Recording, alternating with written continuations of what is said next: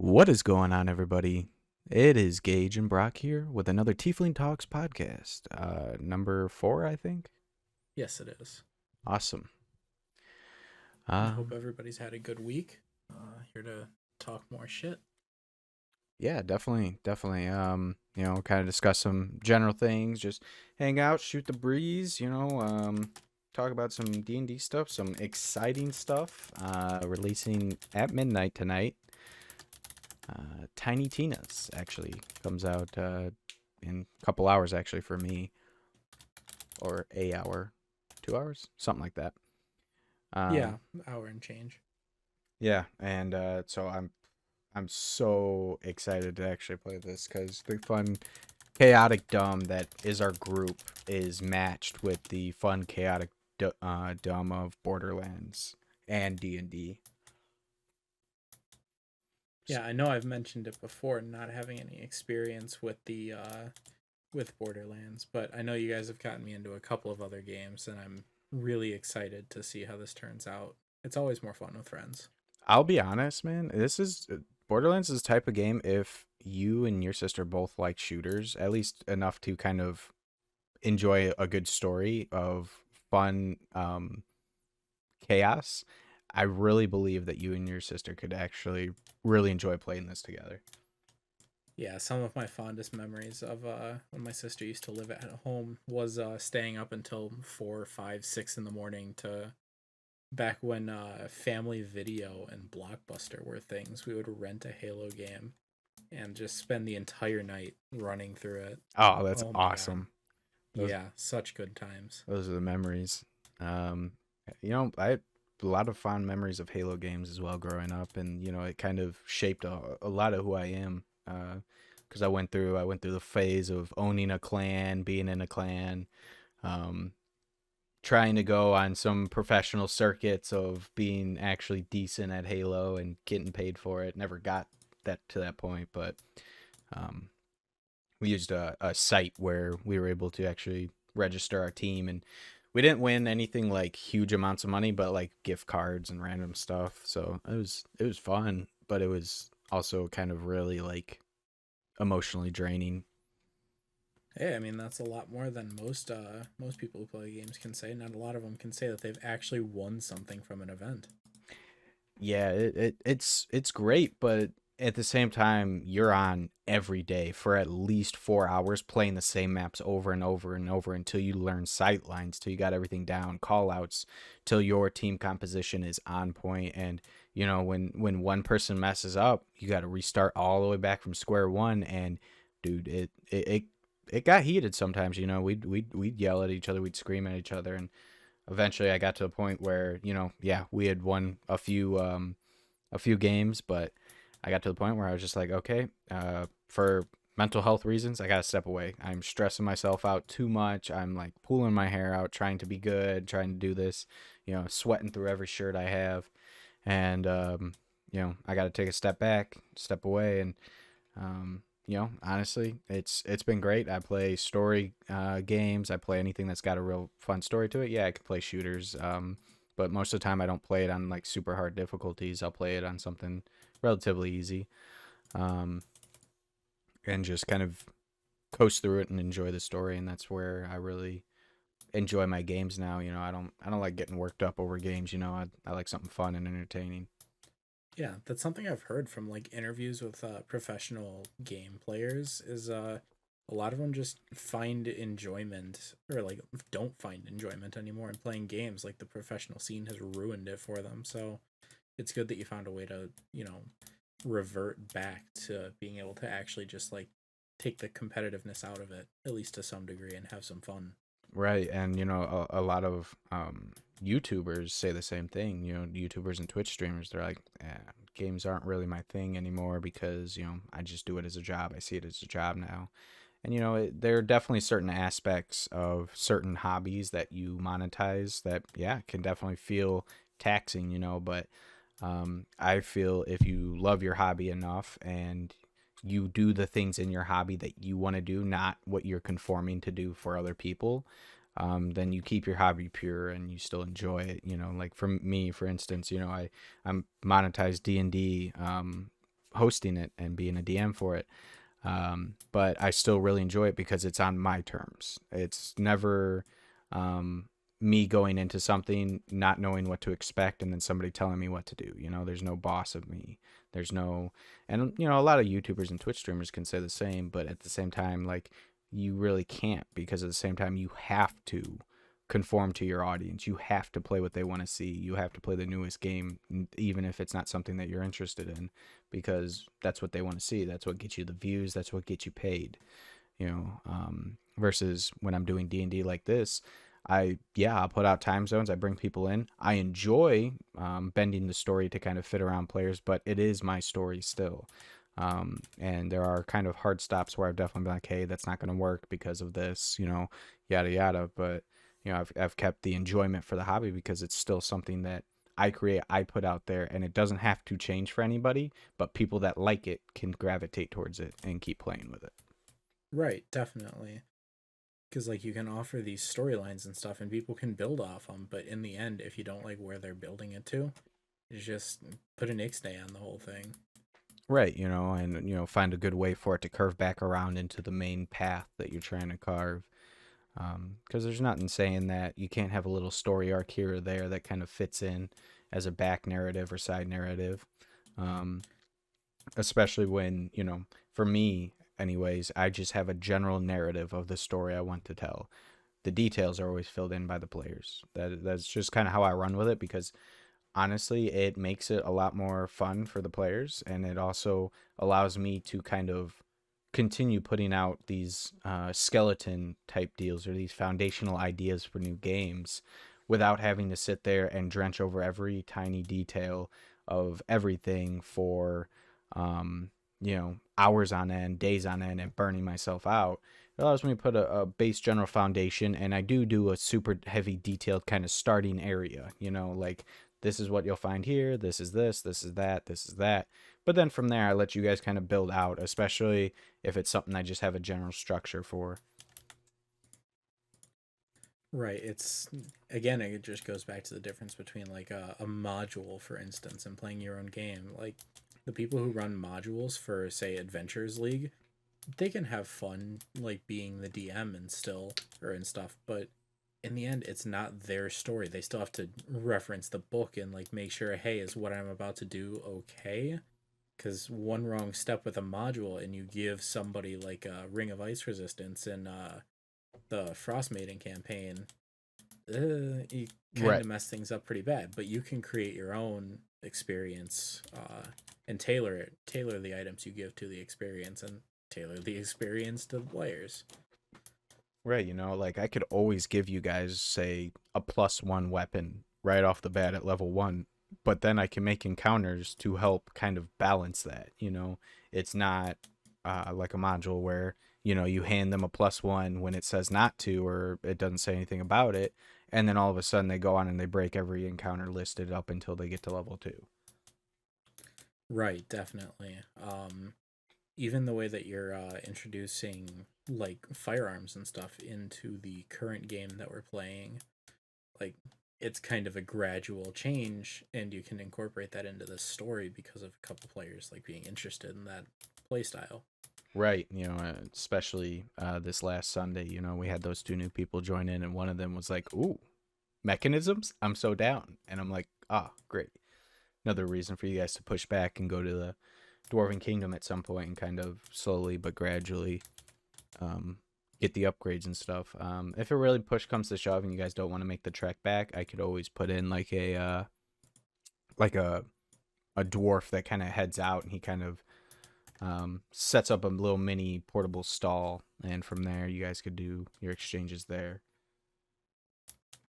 Cause Yeah, that could definitely be fun. I mean, we already have our kind of access through the quartermaster, but yeah, having like a dedicated NPC for the dwarven stuff would be fun as well. right. That's something I was always looking forward to. Is you guys going back and doing that at some point? Because I had quite a bit planned out. But hey, you guys don't wind up doing that. That's totally fine too. I plan for everything, but expect nothing, I guess, is the best way to put it. Yeah. I Um, don't really know where that would stand with the other players because it seems like we have a healthy mix of let's just get the story rolling and hold on a second, let's fawn over the succubi that you just provided us. right. Yeah, and it's kind of difficult, especially when there's differences in the group like that, because especially when we had the player that actually just left before we brought in the two new people, he didn't really care for much of the succubi part of it, which totally fine, wasn't his thing, and he also wanted to mention that his character really hates fiends and stuff like that because it's his favorite enemy, and it all makes sense, but um, it comes to a point where, okay, well, do I substitute out the succubus now with a annoying kind of trainee that Gerard sticks with you guys, and that's your guys' like party companion type deal. It's kind of just introducing characters so there's more to do in your downtime, and because that's something I've noticed is like, you know, a lot of people their downtime consists of spending 3 hours going shopping and then they come back and they go right back out into it. There's no like interaction. There's no real feel for a populated world. Right, and now someone or now Austin has someone to take out on a date. Right. Should he ever want to die, that is the method I feel he would choose. Um, but being a paladin, maybe it'd turn him into an oath breaker. Ooh, getting hit with the oath of the horny. That might be pretty fun. Yeah, definitely. Um, and other news, the first actual episode of the Halo TV series came out today, Really? midnight last night, and I haven't watched it yet. I've been holding off because I need some dedicated time to sit down and really enjoy it, really criticize it, really kind of take it all in because big Halo fan, but um, and I'm always open to the new avenues that Halo is going to take because it's got to evolve. People who hold on to games and hope they'll be the same forever are looking to let that game die at that point. You look at games like Call of Duty, unless you're a hardcore fan base, you don't really play it anymore. Because there's no difference. There's nothing new. It's just kind of rinse and repeat. Same thing with any shooter, really, is, at some point you got to evolve, you got to adapt, you got to change. It's just with games, entertainment in general, because at some point you're going to hear two songs and they're going to sound exactly the same with a few different lyrics if we keep just using the same formulas. Right, and that's definitely happened before. Ooh, Ice Ice Baby and Under Pressure Yep. is a great example. Dun dun dun Um, dun dun dun. Dun. yes, exactly the same, literally the same rhythm. Yep. Right off the bat, and I think one of them wound up suing the other one, didn't they, or something like Yes, that? I don't remember who did it first. I believe that it was Under Pressure was first, but yeah, it got heated. They eventually settled, and I think just royalties were given. But Yeah, yeah, it's insane. Like at some point, yes, it's obviously going to overlap, especially if you're using the same formulas. But in other ways, like you know, don't be afraid to change things up. Obviously, what do I know? Because who am I? What do I got to lose? But at the same time, if you stay the same forever, you're never going to adapt to the new age groups coming in. You're never going to be able to bring in newer audiences because you're only ever going to be targeting the people that already exist. And those yeah, people will never grow in number. Those people are only going to diminish in number because, y- you know, a generation is born. And from that moment on, that generation just continuously shrinks over time. You know, right, you can bring other generations in and teach them the stuff, but sometimes it'll stick to some of them, not all of them, vice versa. But, you got to be open to new things. right. Every decade in human history, basically. I mean, especially prevalent since the 1900s. Every decade is a very distinct group of people with like distinct ideologies. You can go through the decades even. Like 70s is disco, 60s is hippies, 80s is rock and roll, 90s is like early pop, Yep. and you can very clearly tell the type of people, the culture. just by the generalizations that have stuck with us.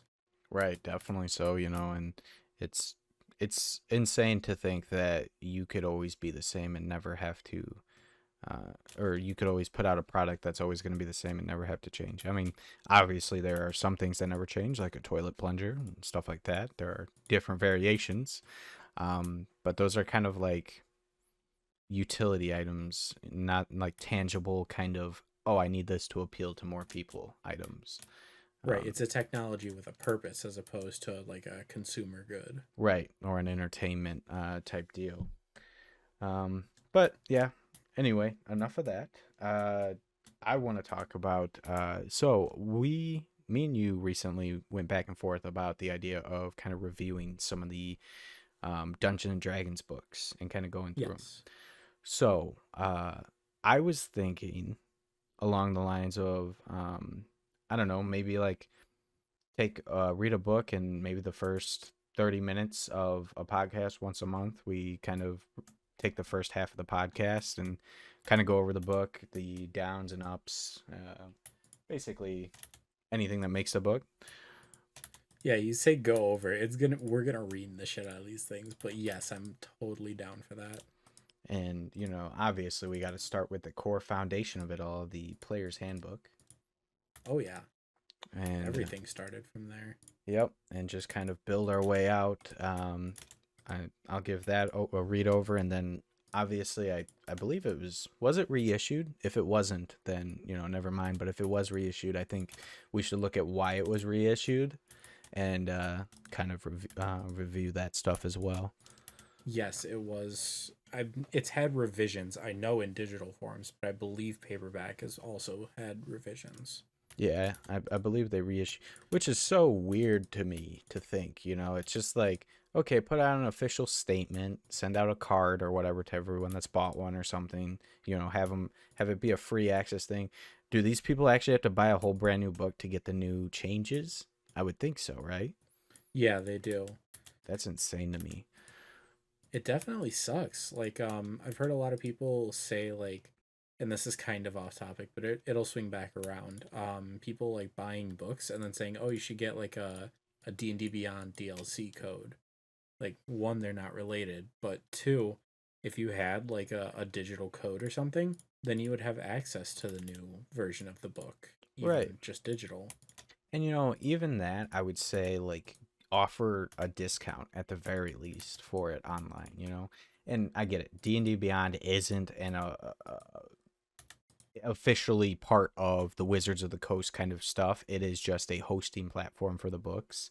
And I get why they have to charge what they charge because it costs money for them to even get digital books of it. But in the same breath, like, you know, why can't Wizards of the Coast and D&D Beyond work something out, work together, Hey, yeah, we'll cut you guys a deal on the royalties it costs you to host these books. And in turn, you guys give the players 10%, 15%, 20% discount on buying the digital book when they buy the physical, or vice versa, buying the digital and getting a discount for the physical.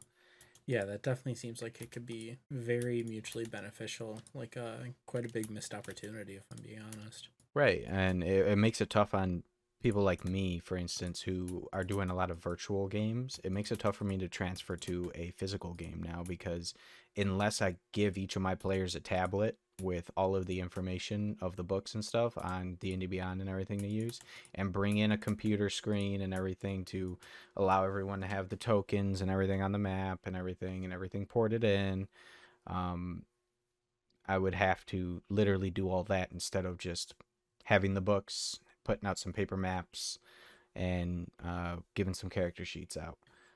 Yeah, and man, that's one of the things that I miss so much. Like, pre the Rona, like I was in a couple of IRL campaigns and the experience is just so different. Like everybody's there and it's physical and you've got the minifigures, and even without it, like I've played in games where it's solely theater of mind. Like you sit around a pizza box and eat while the GM just describes things, and like you're all just in the moment together. Right, And it's a feeling you don't get anymore with the with purely digital. Right. And it makes it tough too because there's so many distractions with playing online. Nothing stops you from opening another tab and looking at something or window shopping, Whereas when you're there IRL, it's very obvious when you're the one pulling your phone out. It's very obvious when you're the one spacing off, stuff like that. And a lot of times people, it's sad to say it this way, but a lot of times people like don't want to be that person or are afraid to be that person, so they make sure that they're there. Yeah, because I mean, the rest of the group will absolutely call you out on that stuff. A couple of the tables I played at, we had an explicit no phones policy. If you pulled your phone out, you had disadvantage on your next roll. Didn't matter what it was. But it worked. It enforced it. The only people that were on their phones at all were the people who had their character sheets on D&D Beyond. Right. And it makes sense in that regard to, have a phone obviously and stuff like that, but even then I'd still have them kind of have it to where I could still kind of see it, or at least it's propped up to the point where or laid down flat enough to the point where, we could tell, oh, they're not scrolling through Facebook or whatever. Right. I mean, it's a shame that you have to think about that at all, but when you have people in online games, when every time that their turn comes around, they're just like, wait, how did things get the way they were? Like, you can clearly tell they were just fucking off. They weren't thinking about the game. And it's a shame. It robs everybody. Yeah, and it definitely makes it tougher being the DM because you're trying to create this nice flow of combat and this kind of integrated movement. So, obviously, if you're a new player and stuff, I don't mind it whatsoever. I have no problem stopping, helping you out. I don't mind pausing combat. But, if you've been playing for 4 or 5 years and you've got a really good grasp of it, and all of a sudden it comes to your turn and they're like, oh, let me look at my spell list, and they've got 30 spells to look through, it's like, okay. Well, you definitely had ample time to do this.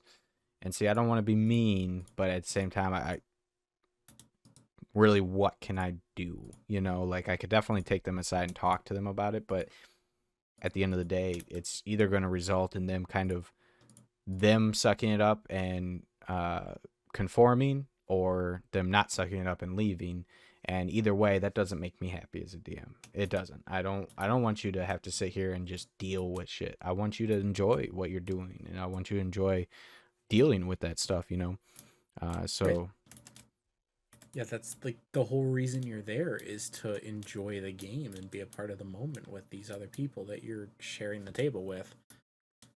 So why are you still there if you're on the phone and stuff? And if you're just because there are some people where it'll come around to their turn and they do just like not know what they want to do.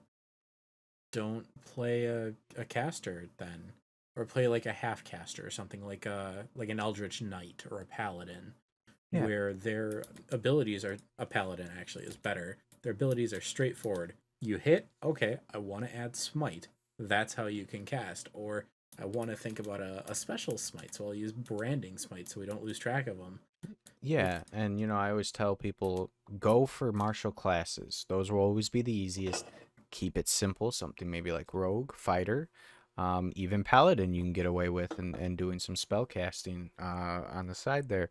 But keep it simple, especially because I actually got commissioned for 2 games, one on Monday and one on Sunday mornings, where it was just a group of new people. And so I brought them in, and we were talking about their characters and what they wanted to play and everything. And I told them up front, hey, you're all new. I would not have any of you go spellcasters. I will bring an NPC spellcaster to the party that will kind of know a few spells. He'll help you guys out here and there, but keep it simple. Go martial until you guys learn the game. Once you've learned the game and the base mechanics of attacking, your action, your bonus action, your reaction, and all the conditions and everything, and you guys have a firm grasp of that, then take a step up. Play half caster, do a sorcerer, warlock, something like that. Something easy with a limited spell list, but it still kind of gives you stuff to play around with. Then step it up to wizard if that's something you really want to get to. Yes, it sounds like it's going to take a while, but that's part of D&D. No matter what you're doing, it is going to take some time. That's why we have 3 hour, 4 hour, 5 hour sessions. oh, absolutely. That because actually, go ahead. Sorry. yeah, no, it's just I was just gonna say that it's a learning game. It's not supposed to be old school this and that, but it is. You got math, you got reading, writing, and you've got general knowledge retention. Right. And actually, something that might be able to help is I was just rereading Tasha's a little bit the other day, and the sidekick rules are super helpful for like new players trying to learn casters. If you give them a sidekick spellcaster that they just like take turns controlling or something like that, Oh, for it's sure. a super basic spellcaster that the whole party can try and use. Yeah, And they just try it out. If they don't like it, then either you control it or it gets killed. right, definitely, and that's kind of how my DNPC goes with spellcasting in the party. Is they use some basic spells so that way the party sees, oh, that's what Firebolt does. Oh, that's what this does. And that's kind of the whole point is you want to play the game, learn the mechanics, but you're also watching the more veteran or experienced players play those casters, and you're seeing how they interact in the battlefield, the combat tracker, the or initiative, I should say, and everything else. You are watching their kind of contribution to everything, and then you can see, oh, that actually looks really fun to play, or oh, that's how that works. Ooh, I don't like that they're limited to sorcery points, so on and so forth. Uh, Yeah, and that was one of the big pulls of doing it as a sidekick, as an NPC, is that you don't have to worry about like them outshining the actual players or like an experienced player who just automatically knows which spells are best. You don't have to worry about them just like optimizing without explanation right. because it's the responsibility of everybody to help bring this character to life. Yeah, for sure. Actually, speaking of optimization, I actually just ran a session tonight before we decided to jump on and record this, and I will tell you they optimized the heck out of every one of their classes. Oh, I gotta hear this. So they went rogue, took the mobile feat, and that son of a gun never took a single opportunity attack. He would run up, hit, leave, run up, hit, leave, run up, hit, leave. He'd use his bonus action to dash, and the enemies could never get to him.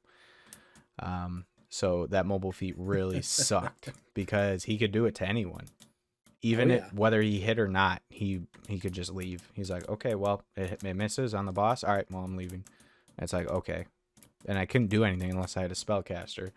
Yep, because it's just triggered on taking the attack action, not hitting the attack. Yep. Let's see. I had a paladin. Um, I forgot what oath they took, but basically they were just going through tanking so much damage and then boop, lay on hands, and then a combination of other spells. I think they had like some sort of like a healing spell or something that they added in conjunction with it, and it just buffed them. Let's see, what else do we have? Um, a totem barbarian. Yep, He always a classic. with the bear, so all damage, no matter what it was, halved. Except for psychic, yeah. Yep. So that was fun. Then let's see, what else do we have? We had a cleric who was all about fire, and I forgot what they took, but that was intense because there was a lot of fire spells. They were all level 4. Um, Okay. then a druid with Circle of the Moon Yep, destroyed everything another constantly, classic. Yeah. constantly using their wild shape to add additional health and everything. Um, and the fact that they became like a insta healer for the group because they were able to cast healing word and or not lay on hands, but cure wounds. And so they'd literally run out, heal as many people as they could, which was usually the paladin and the barb, and then they transformed and went in and would take damage for the paladin and barb and kind of switch out with them. And it was a full group of 6, so I definitely expected some of it, but some of them were new players, but they all knew each other beforehand getting into it, and they kind of commissioned me like outright for their group of 6. Right. So, the veteran players were just talking to some of the new players in this, and they're like, "Oh yeah, add this, put this in there, and do this." And it wasn't like they were totally noobs or anything like that. They knew a little bit, but they definitely could comprehend and grasp their characters once they were made, and they kind of asked a few questions. They were on top of it. They're a normal gaming group. I think they play what's that game now? The Lost Ark, I think is what it's called. Okay. But it's the new free to play MMO, and they got a huge guild and everything, and they're all up tonight playing Tiny Tina's once it launches for everyone. T- Yeah, they are the me when I was like 18, 17. So that was a fun, refreshing, like, this is probably where I would have been a couple years ago. But yeah.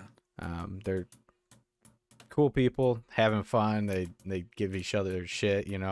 After they had successfully taken care of a combat encounter, the few natural ones they rolled where they hit like their teammates came over and beat the crap out of them and stuff. It was hilarious. Oh, dude, that sounds awesome. But yeah, it was something else. But yeah, it just they optimized the crap out of their classes, and my encounters were tough on some of them, for sure.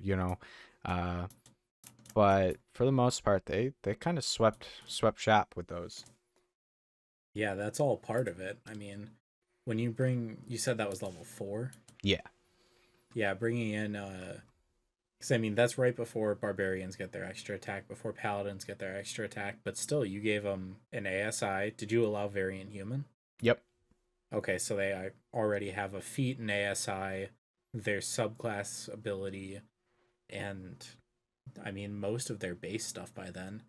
Yeah, I mean you've got your paladin smiting, you've got your hyper tank barbarian and druid. Like, yeah, that's a recipe for some fucky wucky right there. Yeah, it's a successful party that didn't have any laps on characters or maximizing. Right. Yeah, and that's the thing is most people are just, oh, min maxing is bad, but I mean, if it's the whole party doing it and that's just the dynamic of the game, then it's all fun. Right. Yeah, definitely. The problem only ever comes is when there's one min maxer in the group, then it becomes okay, well, we got to kind of balance this out because you're stealing the spotlight a little too much because you're so efficient in combat, which, you know, isn't a bad thing. If you make your fighter out to be a really good archer, using the arcane stuff and everything, and they have a high dex and everything, and you're able to get away with it, the fighter can make a great archer with 2 attacks per turn. Um, and so, when you have a good reason to have this kind of min max character, it's not bad. It's just you got to gauge the level your party's playing at and meet that level.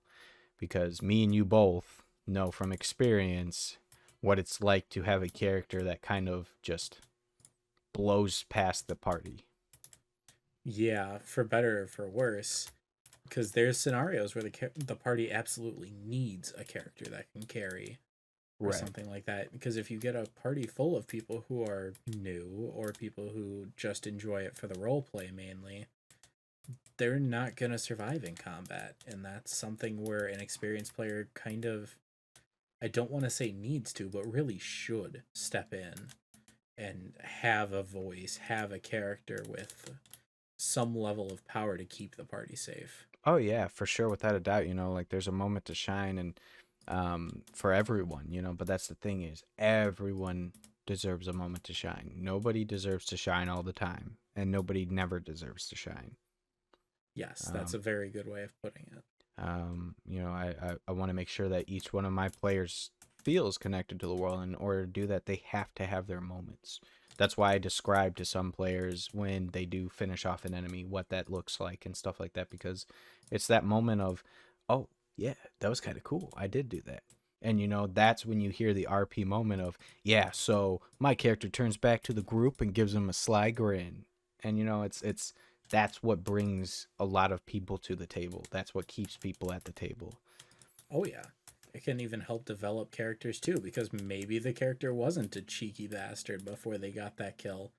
But surprise, like now the person's starting to flesh out their character, and it's like, you know what? Yeah, I do feel like being a little bit of a twat, Right. and it's just character evolution at that point. And it's given everybody those little moments because it can be the key difference between whether they stay at the table or leave for like on the larger end of the scale or at the smaller end of the scale. Could be the difference between them continuing on the path with this character or choosing a different path. Yeah, it's definitely a shame to see people because like D&D was used as a like a way to bring people out like socially. I've heard stories of like people who are socially challenged like trying to roleplay through D&D to bring out like a social side to them. Oh yeah, therapists use it all the time to help people with social anxiety kind of branch out and kind of get over their timidness and their fear. Yeah, exactly. And it's a really wholesome thing to see. And it's a shame that a lot of people just don't seem to understand. They still think, "Oh, D&D, it's a kids game or a satanic ritual," but like no, it can be really wholesome. Like it can help people out through a lot of tough times. And there are so many tabletop variants. It's not just D&D. Yes, there are some violent ones like you got Warhammer and some other crazy ones, but then you've got super cool ones like Harry Potter and other types of tabletops that, you know, D&D is just a base, like you've got all these other tabletops around, but I'd say D&D is obviously like the big one, the big kind of overshadowing dad that stands out. But there are other tabletops to play. It's not just D&D. I just started with D&D 5th edition. That's where I well, not started, but that's where I'm at now, and I would love to get into other tabletops. I got asked if I'd be able to commission a one shot for a Harry Potter game in November, and we're still discussing it. But yeah, I'm looking at reading up on the system and everything. Um, I'm looking into the Borderlands tabletop. I forgot what it was called, but I'm looking into a bunch of stuff because I don't want to just stop here. Like there's a Star Wars one. I love Star Wars, and I would love to play a Star Wars game or DM a Star Wars game. That'd be so cool. Oh yeah. Um, Me and one of my other players were actually looking at some of the rules for Star Wars and everything, and there's actually a website you can go to where you can create a character and everything, and we were going through that, and I was like, dude, this is a blast. Yeah, and that's a really good gauge for like when you're starting out and trying to feel out a new system is just go through character creation. And if by the end of character creation you're feeling like invested, like you really want to play this character, the system might be for you and it's worth at least a session of trying. Right. The way I look at it is if at the end of creation you have more questions than answers than when you started, then you want to play because otherwise you wouldn't have those questions to begin with. You wouldn't have that interest invested. Yeah, that's true. You wouldn't have any like level of curiosity towards it if there wasn't something drawing you there. Right. And so even if character creation is totally confusing, but you want to know why and you want to know this and that, that system might be for you. Look into it. That's something you do the digging on.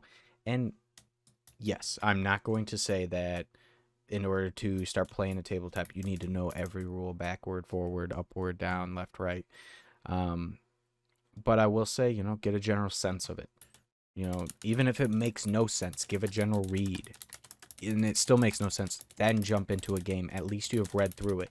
And when the DM talks to you about things, you know, obviously you'll be like, oh, yeah, I do remember reading that. Okay, cool. And you start to create these connections in your mind. Um, and it becomes a lot bigger in that regard in terms of kind of getting to know the game. And that's something that you should also preface with any DM that you kind of choose to join their table. Be like, hey, completely new. I'm going to be learning everything. I did give, X, Y, and Z a read over, but it still makes no sense to me. And, in my case, at least, I will actually put aside time at no cost to the player or anything like that, to sit down and go over stuff. I will walk them through the character sheet, walk them through what each thing means, kind of how certain things work, and then I'll walk them through the mechanics of the tools I use. Because I don't feel like people learning stuff should I should charge them for that, or they should have to pay for the knowledge that's open to anybody to learn. Right. Yeah, I mean that's something that not a lot of DMs offer, which is really nice of you to give is basically what is in essence a session an entire session zero. Right. Yeah, because I don't know. Everybody says that their session zeros are usually just talking, creating characters, going over rules, and then setting times. And I'm like, dude, my session zeros are making sure all the equipment's working right, and then we play for like half that time, at the very least, if not more. We spend an hour going over everyone's characters, making sure everything's right, making sure everybody knows base mechanics and everything, and everybody's set. And then after that, we go into game, and that's session zero. Session zero, we are going to play. We are not going to sit there and do nothing for session zero. I refuse to think that people are going to charge for session zero and not play a game. That boggles my mind that that's something that people would do. Like, I'm not saying it's bad. Everybody's got their own method of doing things for sure, but in my mind, I can't justify myself charging a full price game for not a full session of play. Right. And before you even know that it's something you want to do, like really just paying for what in essence is a free trial, like in software terms, like Right. it, man, it it'd be like buying a full movie ticket and going and watching the last half of the movie. It's insane. You wouldn't do that. Or buying a video game and only getting the last half of the video game. And it's like, you wouldn't do that. You don't do this at any other point in society. So why am I gonna make you pay full price to get the last half of it be actual content? But sure. like, I guess everybody has their different styles. I'm sorry for speaking out against other people and how they do their stuff. I haven't witnessed anyone doing that. Everybody could offer discounts or whatever, but there's already such a big stigma against people charging for D&D to host D&D games. So I just don't want to add to that. If anything, I want to make it seem like, hey, it's not a bad thing. It's not meant here to hinder D&D at all. It's just some of us would enjoy the game so much that we would love to make a career out of it. We'd love to kind of be in that kind of percentage of people that make a living off of hosting games for other people and doing stuff like that, because I do. I love Dungeons and Dragons to the moon and back. Do I know everything about it? Absolutely not. I probably, if I put my knowledge on a scale for D&D, I know probably about a third of the full content, at least memorized. Um, there are books that I have not read yet. There are books I don't even own yet. There's just mechanics that sometimes never get used, and I never see the time or see they never see the daylight. Feats that I have never bothered to read up on until they're used by one of my players, because what's the chances that I'm going to run into that feat? Especially if I'm hosting the game, really. Like, I control everything already, so no new information is going to come into this game that I'm not already trying to learn about. When you guys bring your characters in, um, instantly I'm going over your characters, seeing what they know, seeing what they have, and then I'm doing research on that stuff. I'm not bothering wasting my time and brain power learning other things. I'm learning your guys' characters, get a sense for how you guys play, learn that. I get a sense for kind of the general direction the group wants to head. I learn everything that's involved with that, and I kind of just I base my knowledge off of you guys. And that's how I always want it to be, because at the end of the day, the more I kind of focus on you guys, the more it feels like I'm doing this to have you guys have a world that you guys can just sandbox in. Yeah, and it's I know we talked about this before, but it goes back to just having a place in the world instead of just being like being just a drop in the bucket, like actually having a character that makes an impact, having weight to your decisions. Right, and trying to find a good way to implement that. For instance, most games, it's always the hero tactic. You're always becoming the hero. So, yeah, your name gets known throughout the world, but what really changes in the world? What real differences happen? Like, yeah, you become a hero, but does that turn this village into a city? Does that do this to that? I mean, what impact does that have on the world besides people know your name? Right, And that's true. and that's why I like tailoring these experiences to my players, because for instance, the Silver Dawn, if you guys were to go back at any point and check on any of the other villages, you guys have obviously heard reports that, obviously Soul Village is back up on its feet, and, they're training people to kind of join the Silver Dawn and so on and so forth. But you guys go back, you guys find nice wooden houses with thatched roofing and fireplaces where you see children running around, and you guys see the difference you guys have made by liberating this town. And it's not just, oh, liberate, move to the next, liberate, move. I have real scenarios planned out for you guys if you guys ever went back to visit, of, you know, you getting praise and thanks, and, getting a dedicated this or that and everything else. Oh, absolutely. Because, I mean, imagine if you got like famous in real life and went back to somewhere where people knew you. You would 100% be treated differently. That's not even a question.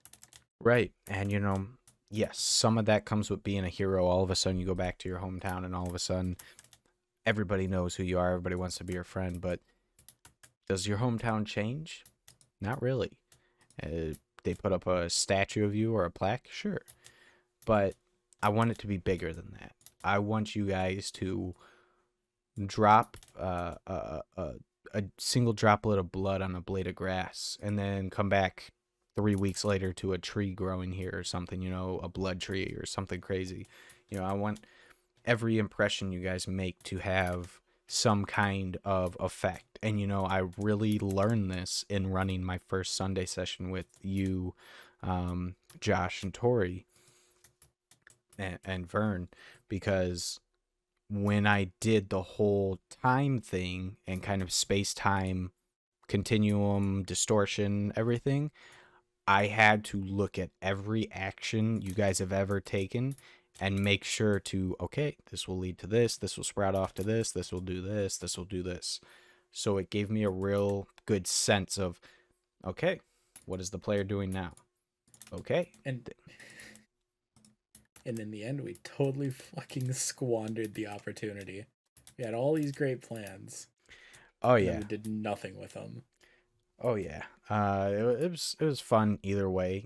Whatever outcome that you guys chose, it was set in stone from your first actions. It was a snowball effect, and ultimately you guys came out to a few bad endings, but came out to the final conclusion being that the world was open for a part two.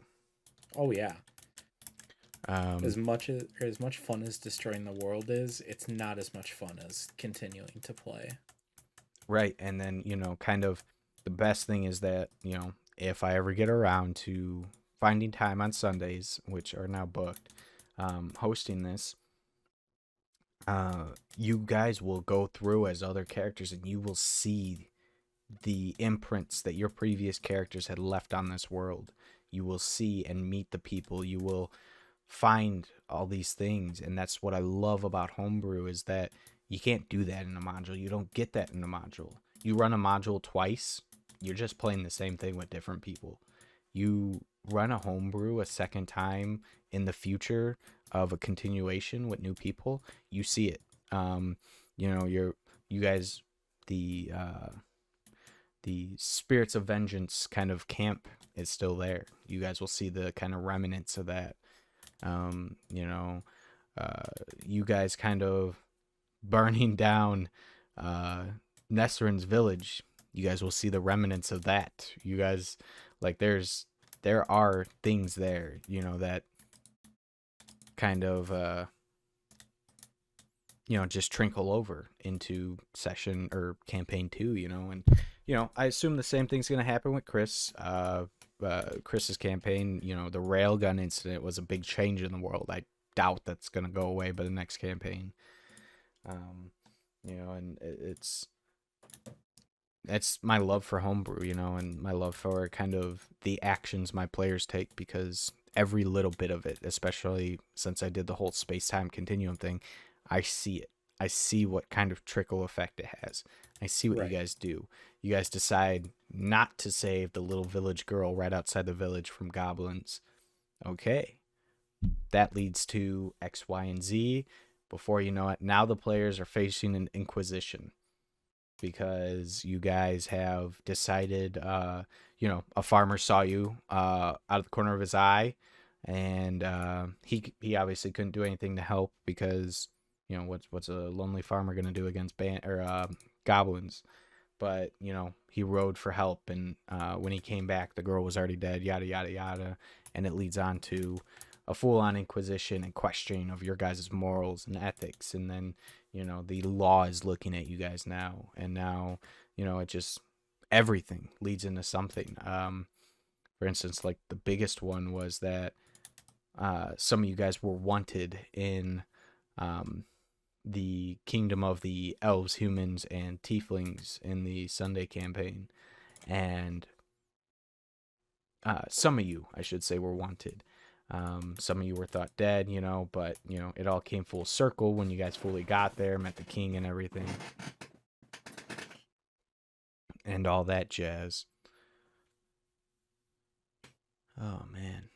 Yeah, that game just that was a total like folding in on itself 5D chess game, trying to remember everything that like went between different timelines, especially at the end. It got really wild, but man, even throughout just like playing the main game, it was hard to keep up at times, but that was what made it so much fun, so rewarding. Yeah, I remember Tori or Nesterin kind of drawing out this kind of whole plot diagram they had, and I'm like, oh, that's a good beginner sketch of what I've got over here. Yeah. Because I have this big kind of like circle of just names, and then I've got 6 lines coming off of each name and everything else, and each line's a different color so that way I can see it over the other lines. Yeah, like some horrible thought map that just goes like 10 layers deep. Yeah, and it's insane. I guess that's it. It's insane. That's all there is to it. It was insane idea of me to do, and did I pull it off? Probably not. Did it work? Yes, barely. And Uh, in the end, that's all that matters. Is you had fun, we had fun. That's what D&D's for. and obviously from a DM standpoint, there are moments in that campaign I'll never forget because obviously I was running it, but at the same time, it was moments where you guys were like, "Oh my god," and that's what got me to like, okay, key memory. Ah, nut. Nice. No, yours was when I introduced the tall lady. Yeah. No, that's very real. Uh, It seems like basically every group that we've been a part of, somebody's reacted to the insert tall lady equivalent. oh yeah, that's one of the things about being a DM is you can't be afraid of, especially if you're trying to find a way to. Oh, here we go. Especially if you're trying to be a DM that's going professional, you can't be scared of any type of encounter. You've got to be able to fully just dive right in and full force go for it. Like out of game, yeah, it's totally weird that I use a higher pitched voice to flirt with another dude on the other side of the mic 500 miles away, especially for my kind of, or for my stature of, straight single male. It's weird for outside of this context, but in D&D, you've got to very much be able to just let go of all of that.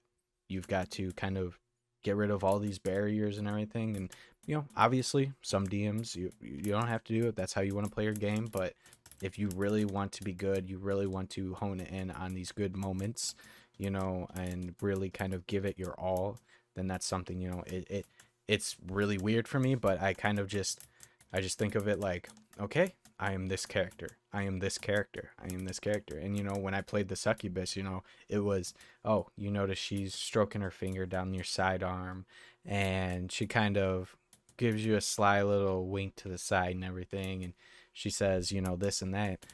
I fully embrace the character because it sells it, and that's what you have to do as a DM is you have to sell your characters. You can't sit there and be like, okay, this person does this. All right, another person comes in and they do this. You got to describe them. You got to give them personality. You got to give them thought. You got to give them backstory. That Right, make them feel like real people. right, and that's what gives D&D its charm is the DM being able to fully utilize talking about these characters, bringing them in, giving you a populated world. Um, obviously you don't have to have thousands upon thousands. I do, but that's because I'm insane. Um, Yeah, no argument there. uh, but have 4 or 5 real key people that you want to flesh out for, and put them at different spots in the game. Have one be a shopkeeper that the group particularly likes, so they keep coming back to, as in a general merchant. Or for my instance, on Sundays, it was a leather worker, Vegmir. Yeah, Vigmir. Yeah. Yeah, how's he doing? He actually survived the apocalypse. No surprise, Vigmir was always a boss. Yeah, he put on his enchanted. He jumped into a bag of holding. Yeah, Oh, classic. yeah. But and it's just because those are the characters your players will always remember. So that's something you always want to bring back for them. Oh yeah. Yeah, I mean, even to this day, I remember the fear of God in Nesrin after Vigmir got mad when she ripped the sleeping bag. Oh yeah, I played it off where he spent a good amount of time and effort putting into these items for you guys, and they were made with rare materials that you can't get anymore because they were part of extinct animals that you guys found in a dungeon. And Nestor just decides to, oh, I'm gonna rip a hole in it. So Yeah. yes, he bawled his eyes out. He cried at the sight of it. It's like Oh tearing a yeah. part of his soul. And you know, after we went through that kind of encounter, Nestor's like, oh god, I can't do this, or I can't do that. Oh, don't touch this. Vigmir made this for me. If you break it, I'll never forgive you because he'll never forgive me. Yeah, and it's, man, there's just something that's great about these personal small games. Like the games of 7 or 8, they're definitely fun, don't get me wrong, especially when you get the right group of people. But man, a game of like 3 or 4 people, that's where it's at. Yeah, that seems to be the generalized sweet spot. Obviously there are DMs that handle bigger groups better. I find that I do really well with 3 to 4 players. Once we get around 6, it does get a little tough for me to keep everything flowing nicely, especially when they're all new, because I want combat to be fluent, and especially you got 6 people each taking a 10-second turn, it adds up real quick, real fast. So, um, you know, you got to find a good balance. For me, it's just doing what I can to make it the most interesting and bring everybody not only together, but make them feel included. Right. No, that definitely makes sense. All I right, think we're well, that looks like about all the time we have for this episode of Tiefling Talks. Do you have anything you want to plug, Brock? Yeah, absolutely. Remember the YouTube channel. Remember Spotify, wherever you get your podcasts, Apple Music or iTunes, just anywhere. And come on, give us a follow. We try and bring you this disaster every week. We do our best, at least. Listen, if it makes it better, I'll put a bow on the disaster every week. All right, guys, come on, help us out here. Help us out. You know, we're not trying to get famous or anything like that, but it'd be cool to see some comments, talk to some people, and get a reply. But either way, no, we still enjoy chatting with each other, so we'll probably do this regardless. Yeah, it's been pleasure this evening, and we'll see you guys next week. Yep. See you then.